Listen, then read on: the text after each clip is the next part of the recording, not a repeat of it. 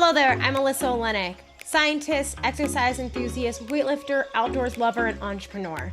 I believe that the extremes in the fitness and wellness industries are leaving way too many of us out of the conversation, not telling us the knowledge that we actually need to succeed in our health, our wellness, our nutrition, and quite frankly, our lives. They end up giving us black and white polarizing messages that leave us more confused than giving us the answers that we need.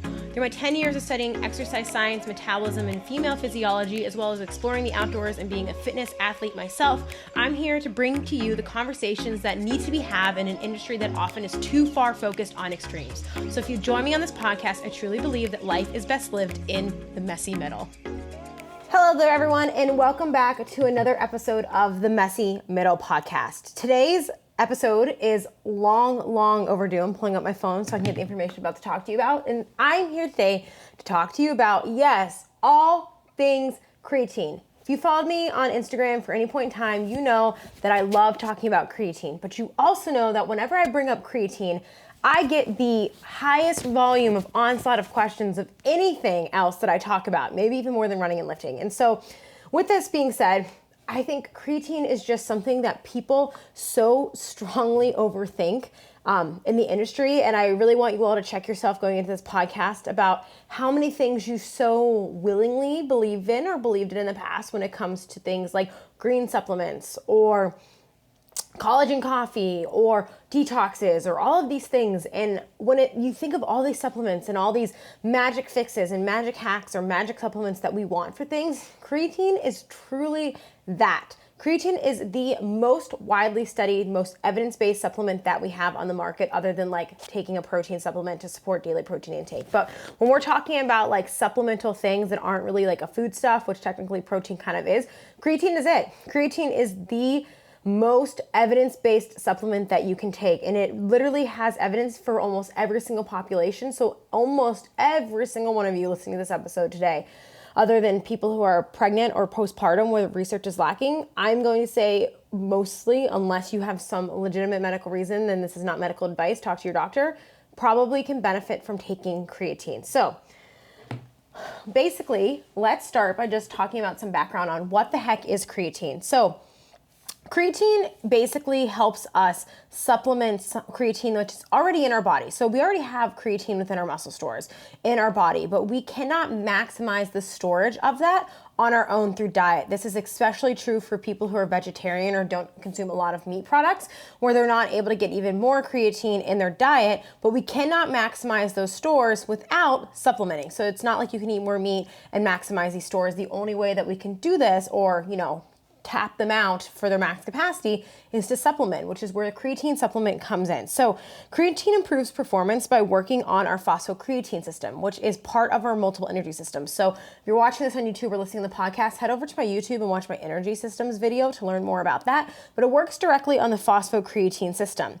And we only have so much creatine available to us when we are engaging in things like resistance training, sprinting, all-out efforts in our bodies before we run out. And we have to then move into other forms of energy metabolism to provide work. But the phosphocreatine system is essentially the most powerful, short burst, all-out energy systems that we see or use when we're thinking like you're lifting in the gym or an all-out effort or anything like that. So if you're a lifter, this is especially true, but with the caveat that there's health benefits for creatine outside of just gym performance, but I'm heavily going to be talking about gym performance here today. I still suggest this for everyone. So when we are lifting or exercising, that initial burst of energy, that first 5-10 seconds, heavily relies on creatine or phosphocreatine stores.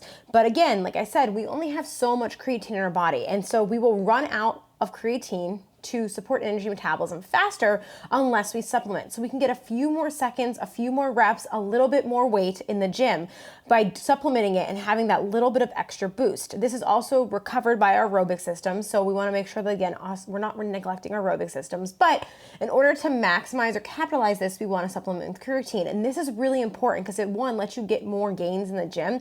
But if you are someone who's just lifting for the sake of lifting or just health or overall wellness, you might think, well, I don't need this. I'm not trying to maximize performance, but you will be able to do a little bit more weight, recover a little bit better, and also it will help decrease muscle loss with aging. So there's so many benefits for creatine for people with aging and longevity in your health and your lifespan. This is not just for bro bodybuilders. I'm promising creatine is a really cool supplement. And so basically it allows us to not tap out sooner. So you're going to be able to do a little bit more weight. You're going to be able to do a few more reps. It's going to give you that extra boost specifically in the gym.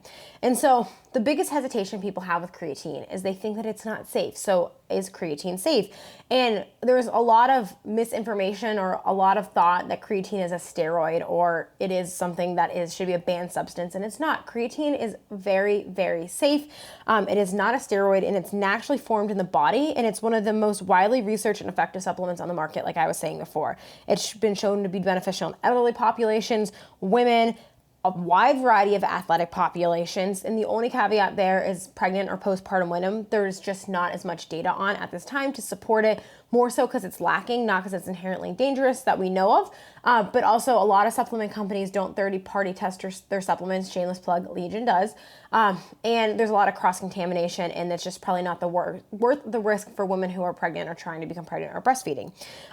Some people report that they have GI discomfort or weight gain or bloating, but the things that you could do to mitigate this is either take the dosage in smaller doses across the day, mix it with larger sums of water, and or you can essentially make sure that you're drinking enough water and or electrolytes to make sure you have fluid balance. But creatine works by pulling in more water also to our muscle stores. That's part of the mechanism of how it works. So that's where people get quote unquote water retention or way more.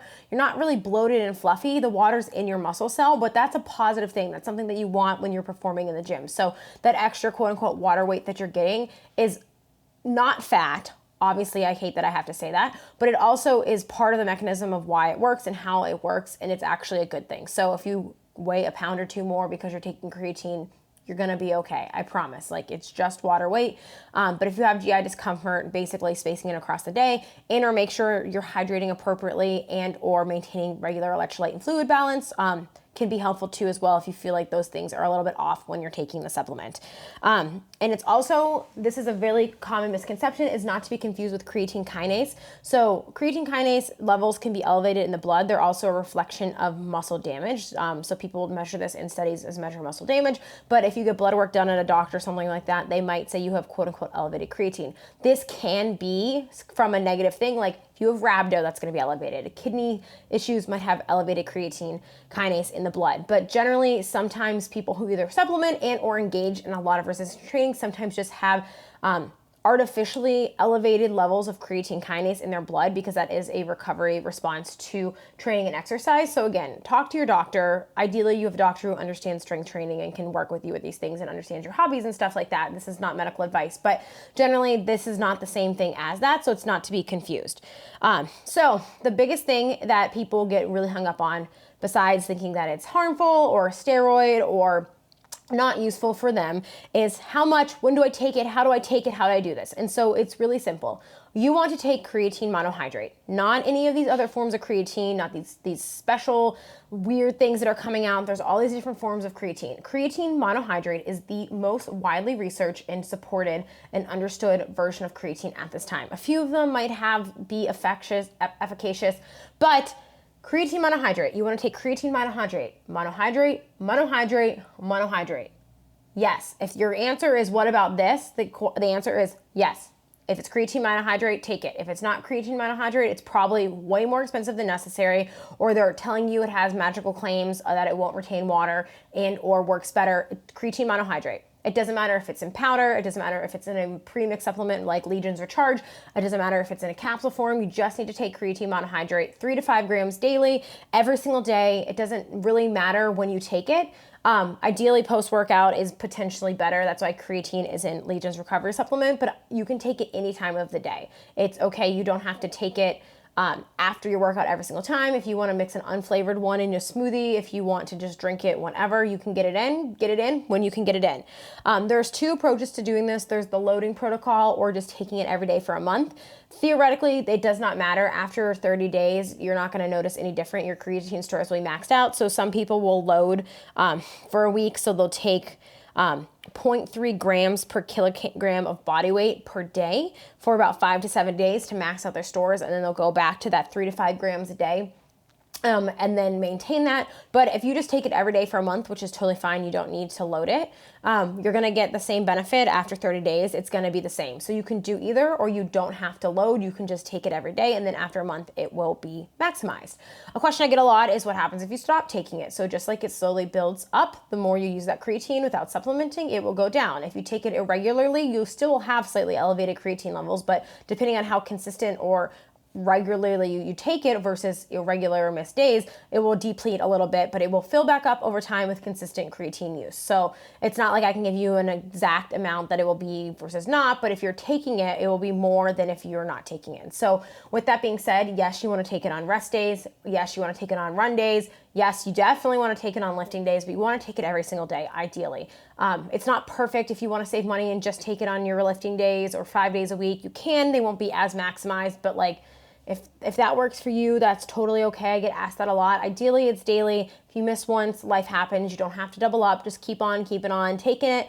For most of you, you know, we're all human. We're going to miss a day or two. Just keep on keeping on, taking it every single day, whenever you can remember or works best for you, whatever form makes sense for you, as long as it's creatine monohydrate and about 3 to 5 grams per day. So if you want to look at the nutrition labels of your supplements, just look at what they have in it, what kind of creatine and how much, if that is actually efficacious, why can I not say that word today, and or parallels what the literature says. And that's exactly why I like to use Legion, but if you're getting another off-brand, just get regular creatine monohydrate. I cannot express that enough. So essentially, I'm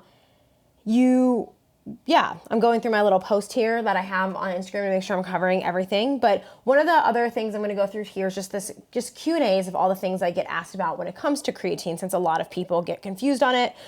So now I'm going to kind of pivot. So that was the educational part of it. If you want to learn more about energy systems, please go to either the Exercise Physiology 101 episode of the podcast early on, I think it's episode 4, and or my YouTube video on energy systems to learn more about these things. But let's go into the listener Q&A, because these are all the questions that you all asked me about creatine, so that way I can just link you all to one place for it. So creatine, can women take it? Yes, creatine for women, pinkified brands isn't a thing. Creatine is creatine. There's no creatine monohydrate for women or creatine specific use for women. There is a little bit of data that creatine metabolism use might fluctuate across the menstrual cycle, and that's another conversation for another day. But in general, creatine monohydrate is creatine monohydrate. If you are a woman, or regardless of your underlying physiology, you should take creatine monohydrate every single day. That's it. There's no special gender or sex specific creatine supplements. It is safe. It's just as safe for women as it is for men. If you have strength, power, or anaerobic based fitness goals, or you want to maintain as much muscle as you age and or your health as you age, take creatine. It is going to be helpful of any age, premenopause, postmenopause, everything except for that pregnancy or postpartum period should be the only times that you probably avoid it. A lot of women don't take it because of water retention, and we kind of already went over that. It should be minimal. If anything, it's just going to be in your muscle cells, which is exactly where it should be. So the scale might go up, but you guys know me by now if you've listened to the content. The scale's weight being increased from water retention isn't fat, and your performance probably matters more if you're listening to this podcast or your health than those types of things, right? Like that is just something that we have to work through. But if it's water weight, it's water weight. That's not fat. And even if it was, it might not be the end of the world. So like I said, a wide variety of people, athletes, all this stuff should take it. And so let's pivot to the other questions, which I have up my computer here because I typed them all out from what you guys had. So should you take it at the same time every day? Don't stress it this much. Just take it. Just take it every day. I don't care if you take it in the morning. I don't care if you take it at night. I don't care if you mix it up. Whatever gets you taking it daily, take it daily. Don't overthink it that much. If you have a sensitive stomach, we talked about it, you can take smaller doses or spread it out across the day and see if that helps you. Sometimes it does bother me. I find that it only does it for me when I have a very empty stomach. So maybe taking it in the afternoon or after some food, that's usually when I don't seem to notice anything from taking it. Can I mix it with hot coffee, or can I take it with caffeine? Does temperature or caffeine matter? So there's some previous literature that showed or suggested that caffeine and creatine may interfere with each other. It's kind of mixed, but I would just say, if you're worried about your temperature of your coffee and or caffeine, in general, I think that everyone's obsession with adding supplements, maybe other than protein, to their coffee is just annoying. Just stop adding things to your coffee is my official stance. I love you all, but like, you don't need to put collagen, and that doesn't even make sense for collagen to go in your coffee, but you don't need to put creatine in your coffee. Just drink your creatine with something else that you're drinking every single day. And if you're worried, don't take it with caffeine at the same period of time if you think it might inhibit metabolism. I never take it with caffeine. I always just take it after the workout, so I don't worry about that. But if you are, I would just say then just don't take it with your coffee or wait until after a meal, things like that. Just keep them a little bit separate. It may or may not have an interference, but you don't need to put everything in your coffee. I promise it will be okay. If you want to, you're a grown adult, you can do what you want. But safety tips. In general, I aim to always consume third-party tested supplement brands. That's why I work with Legion, code DocList. They also have their Recharge supplement, which is what I take for creatine. It's really good. I like watermelon. I like their lemonade flavors. They're super, super good. But they are third-party tested through Labdoor, but I encourage you to always purchase supplements that either are third-party tested, so you can see to make sure there's no cross-contamination of anything else that you're taking in, but also then you can also get transparency on your labeling. So you don't want a mix of a recovery supplement that has like a mix of things. You don't know how much creatine you're actually getting. You want it to say on the label like creatine monohydrate 5 grams, and you want it to be third-party tested. Regardless of the supplement you're taking, that's what you want to look for if you decide to go with another brand that isn't Legion. How soon after mixing should I consume it? Does it lose anything by sitting out?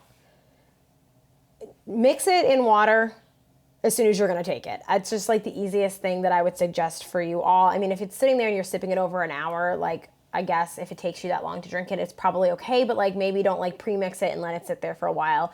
One thing on this note too is a lot of people say that sometimes it's hard for them to get it to mix. And if you're having that issue, mix a little bit of warmer water, like not super ice cold water or room temperature water with your creatine, and then add ice water or colder water so it dissolves. This also works with like things like if you're mixing in sweeteners into like iced coffee or iced tea, if you've ever noticed that, like if you use artificial sweeteners, sometimes it doesn't fully mix. So sometimes it's easier to mix things in room temperature or warm water, and then it will dissolve better in whatever you're drinking it in. But I would just drink it right after you mix it or soon after. And so what happens when you stop taking it? We already covered that. You will just slowly tick back down to baseline over time. And then if you are taking it irregularly, like you won't maybe be fully stocked, but you will have more than if you were not taking it at all. Does it help with the fat loss phase? Creatine helps in any phase of life: fat loss, maintenance, weight gain, getting old, being young, being awesome, all of these things. Creatine benefits this. Again, it's not going to hurt or help your energy deficit, but it may help you retain muscle and or do more reps or maintain a higher training volume in a deficit, which can be hard and prevent more muscle tissue loss than necessary if you are in a fat loss phase or doing an energy deficit. So take it if you're dieting, just like you shouldn't change your lifting when you're dieting. You should probably take similar supplements when you're dieting versus not dieting for the most part, especially when it comes to creatine. If I don't take it for a few days, do I need to load it for a week or month again? Again, just get back on, take it consistently. If you want to double up for a day or two, you can, but if not, just keep on keeping on and just try to be more consistent moving forward. Okay. If I miss my creatine, do I get weaker? So creatine alone doesn't make us stronger. This is a great question. It just allows us to do more work and produce more power. So you're not physically weaker, but it's just giving your cells more energy to produce more work and or do more total work output during your workouts. So you're not necessarily weaker without creatine, but you're able to do less. So theoretically, over time, you would maybe not get as strong or gain as much muscle because you weren't doing as much load or volume versus what you were capable of doing because you didn't have enough creatine in your cells. So while it doesn't make you weaker if you don't take it, you just might not get as strong is a better way of saying it. Is there a certain amount you should be working out to take it? If you're existing as a human and you aren't the populations that I suggested that you don't take it in, you can benefit from it. There's not like a thing of like being like, I'm not fit enough to take creatine or I'm not lifting enough. Generally, the people who are probably less serious about their weight training will want to get the most out of it, especially from a health and longevity perspective, will benefit from these things more because it will allow them to get more bang for their buck out of the training sessions that they are doing.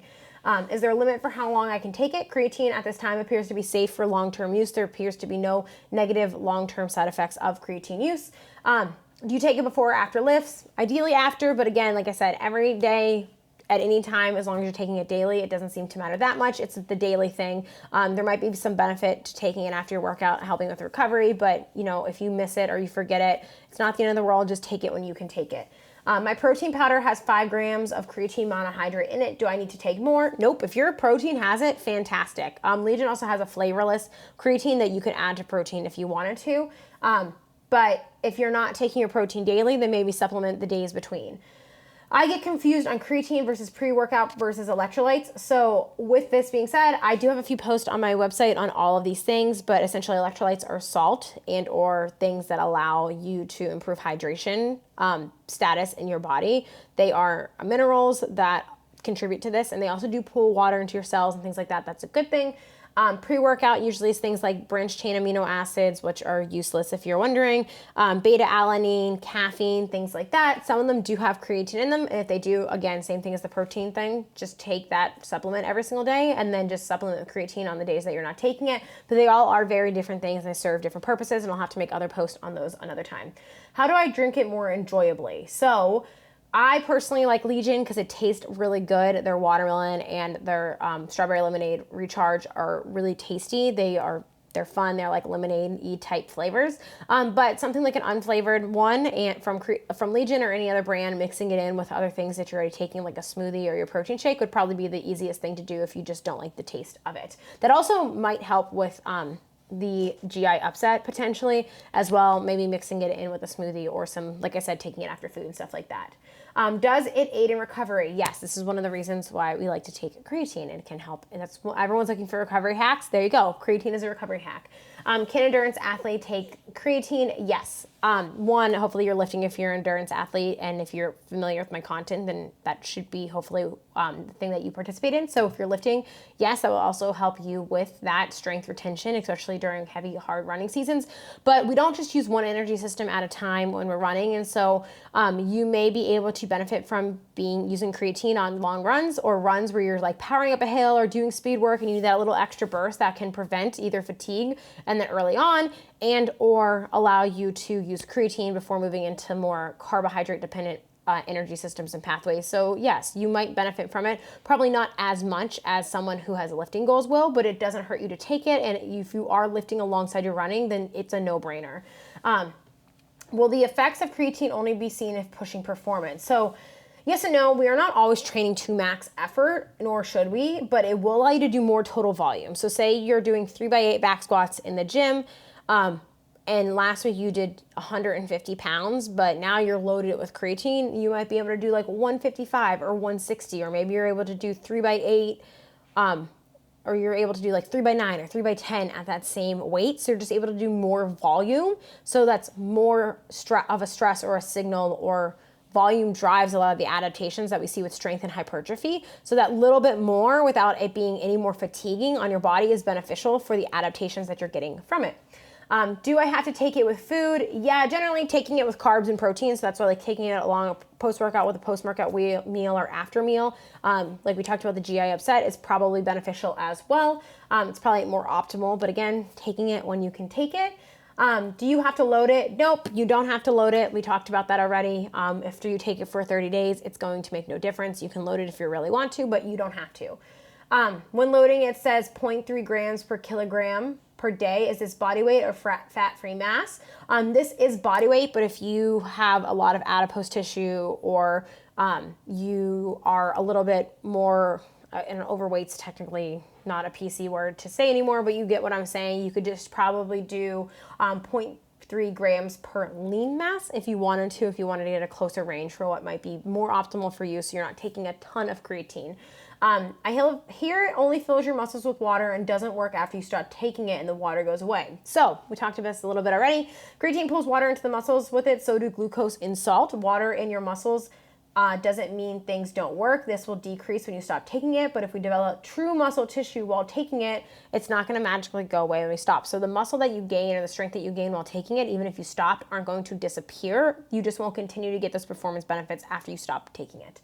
Can only lifters take it? Nope. Creatine is safe for a wide variety of populations other than, again, pregnancy, postpartum, or maybe medical conditions where a doctor is telling you otherwise not to take it. So other questions I get is, does creatine cause hair loss? There's some thought that creatine and the physiology that happens when it's being metabolized in our body interferes with testosterone, something along the lines of hair follicle production, but it appears at this time that there isn't evidence for that nor against it technically, but at this time it doesn't seem to be an issue. I'm trying to think of any other questions that I usually get about creatine. People really tend to overthink it.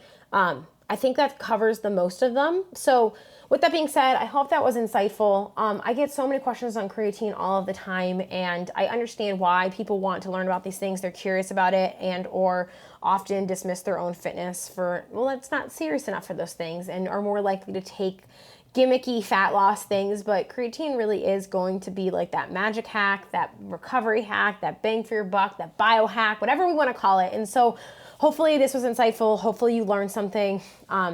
Really, I'm not trying to pull one on you. If you want to learn more about this, that, you know, you're still skeptical, you don't trust what I have to say, which skepticism can be a good thing. You can read the ISSN position stand on these things. They have a ton of position stands and supplements and like the most widely effective things. There is a creatine conference every year, Creatine for Health, that went on this past fall, and I shared it on Instagram, and maybe I'll share it again next year. There's a ton of really high quality review papers out there, like on the other benefits has for cognition and your brain, and like all these other health benefits that are coming out for creatine that are out of my scope of just like performance and what I'm talking about in this podcast today. I think the only other thing that I didn't cover that I get asked a lot is about for teens and youth in general. The issue with supplements with youth is that there's a lot of hesitation with cross-contamination, but I would maybe talk to their doctor or a sports RD or a youth RD more specifically on them. I'm not going to tell you what to do with your minor here on my platform. But with that being said, otherwise, this was 25 minutes of me saying, hey, go take your creatine. So with that being said, again, my code is DOCLESS if you want to buy and try Legion's Recharge or any of their other supplements. Again, I love watermelon and the strawberry lemonade. Those are my favorite flavors, but there's a few other ones as well.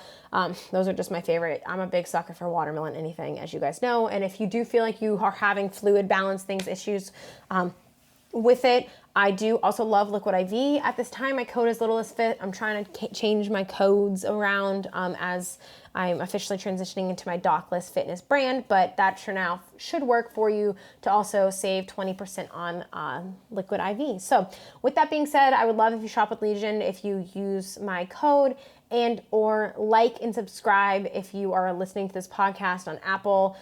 You can rate and review. All of these things help, whether you're listening to this on YouTube, Apple, whatever other platforms. These things help us a ton, and by us, I mean me and my team behind the scenes running the show. So we appreciate you being here, and thank you for tuning in for another episode of the Messy Middle Podcast. Hopefully this is the nail in the coffin on all creatine questions and more. Have a great rest of your day, my friends.